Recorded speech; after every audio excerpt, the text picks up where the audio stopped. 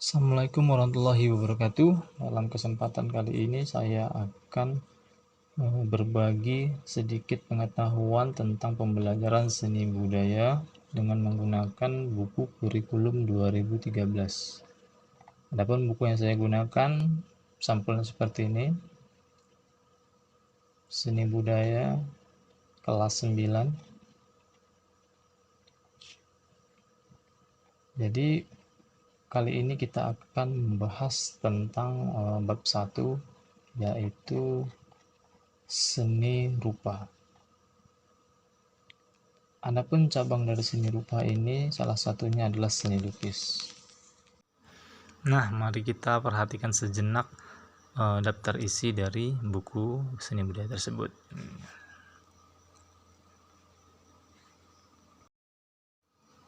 Oke, mari kita lihat bab 1, seni rupa atau seni lukis. Di dalam seni lukis ini terdapat 5 poin yang harus kita ketahui. Yang pertama, mendefinisikan pengertian seni lukis. Yang kedua, tujuan berkarya seni lukis. Yang ketiga, memilih tema dalam berkarya seni lukis. Yang keempat, mengidentifikasi alat dan bahan seni lukis. Yang terakhir, menerapkan salah satu teknik berkarya seni lukis. Tanpa lama-lama lagi, kita akan membahas satu persatu dari poin tersebut. Perhatikan halaman 3. A. Seni lukis, gaya atau aliran. 1. Pengertian seni lukis. Di dalam buku kita ini pengertian seni lukis disebutkan, jika kamu atau jika kita dihadapkan pada selembar kertas kosong dan dilengkapi dengan alat tulis, pasti ada keinginan kita untuk mencoret-coret kertas itu. Mungkin hanya berupa garis-garis saja, tetapi dari coretan garis tadi akan menjadi sebuah bidang-bidang berkesinggungan sehingga dihasilkan sebuah bentuk. Sewaktu mencoret kertas tadi dengan garis-garis, ekspresi jiwa kita ikut larut di dalamnya, sehingga apa yang kita gambarkan di kertas tadi mewakili gejolak jiwa yang kita rasakan. Nah, lebih jelasnya, di dalam buku kita ini terdapat 3 pendapat para ahli mengenai tentang seni lukis. Menurut para ahli tersebut ada di halaman 4. Biar saya bacakan sejenak. Yang A, seni lukis adalah sebuah pengembangan dari menggambar. Biasanya memiliki keunikan atau ciri khas tersendiri. Sedangkan yang B, melukis adalah kegiatan mengolah medium 2 dimensi atau permukaan datar dari objek 3 dimensi untuk mendapat kesan tertentu dengan melibatkan ekspresi, emosi, dan gagasan pencipta secara penuh. Sedangkan C, lukisan adalah satu pengalaman artistik yang ditumpuhkan dalam bidang 2-dimensional dengan menggunakan warna dan garis. Baiklah, dari kesimpulan tersebut bisa kita simpulkan garis besarnya. Misalnya ada pertanyaan kepada adik-adik, coba sebutkan pengertian seni lukis. Kalau kita menghafal dari definisi pakar tersebut mungkin akan susah. Tetapi kalau kita memahaminya dari definisi yang 3 tadi, kita bisa menjabarkannya seperti ini misalnya. Kegiatan seseorang dalam menggambar dengan melihat suatu objek. Nah, dengan definisi seperti itu sudah bisa dikatakan pengertian dari seni lukis. Oke, selanjutnya kita akan masuk ke bagian tujuan seni lukis. Tujuan berkarya seni lukis itu ada 4. Yang pertama, tujuan religius. Yang kedua, tujuan kritik sosial. Yang ketiga, tujuan ekspresi. Yang keempat, tujuan komersil. Oke, kita akan menjelaskannya satu persatu.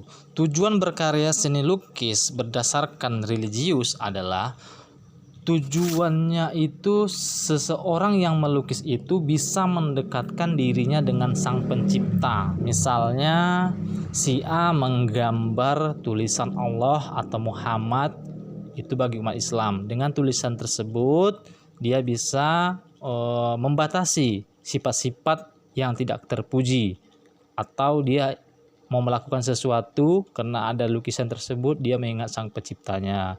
Kalau yang Kristen mungkin bisa menggambar tanda salib ataupun Bunda Maria, sehingga tulisan tadi pun atau lukisan tersebut bisa mengingatkan dia kepada sang pencipta. Itu tujuan seni lukis yang religius. Masuk bagian yang kedua, tujuan seni lukis kritik sosial. Itu terdapat kesenjangan sosial, peristiwa politik, ketidakberdayaan, serta perilaku kehidupan lain yang terjadi dalam masyarakat. Sedangkan yang ketiga, tujuan seni lukis adalah tujuan ekspresi. Ini sangat mudah ya. Lukisan tersebut bisa mengekspresikan jiwa seseorang ke dalam kertas kosong. Yang keempat, tujuan komersil. Lukisan tadi bertujuan untuk dapat menghasilkan uang. Komersil itu adalah uang. Jadi kita melukis, kita akan menjualnya atau memamerkannya sehingga kita dapat duit atau uang. Itulah lukisan berdasarkan tujuan komersil.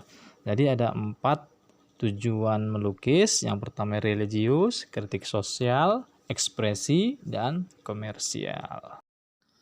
Masuk bagian ketiga yaitu aliran seni lukis. Aliran seni lukis itu dibagi menjadi 2, representatif dan non-representatif. Sedangkan representatif itu dibagi menjadi 6. Yang pertama naturalisme, yang kedua realisme, yang ketiga romantik, yang keempat ekspresionisme, yang kelima impresionisme, yang terakhir surrealisme. Semua penjelasannya sudah lengkap di buku paket kita ini. Tapi jika ada pertanyaan nanti silahkan adik-adik memberikan pertanyaannya melalui kolom komentar.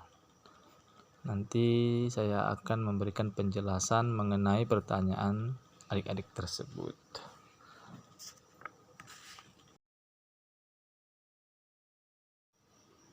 Oke, selanjutnya kita memasuki poin B, tema seni lukis. Di dalam tema seni lukis ini terdapat 6 tema.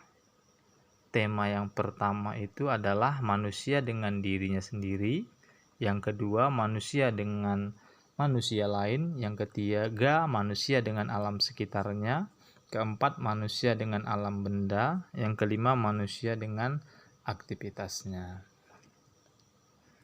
Kira-kira dari judulnya saja kita sudah dapat memahami tema lukisan itu sendiri.